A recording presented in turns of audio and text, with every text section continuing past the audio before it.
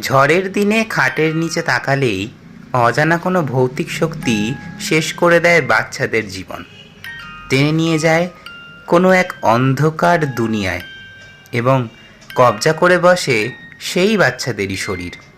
তার নাম ঝুমনি। ঝুমনি এক আতঙ্কের নাম। কিন্তু কে এই ঝুমনি? কেনই বা সে বাচ্চাদের টেনে নিয়ে যায় অন্ধকার জগতে, যেখান থেকে আর ফিরে আসা যায় না কোনো দিন? আপনাকে খাটের তলায় তাকাতে আরও দুবার ভাবাবে এই উপন্যাস।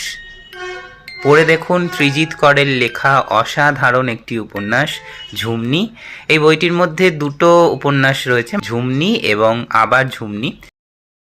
বিভা পাবলিকেশন থেকে প্রকাশিত এই বইটির দাম এবং বাদবাকি সমস্ত ডিটেলস মেনশন করা রইল স্ক্রিনে।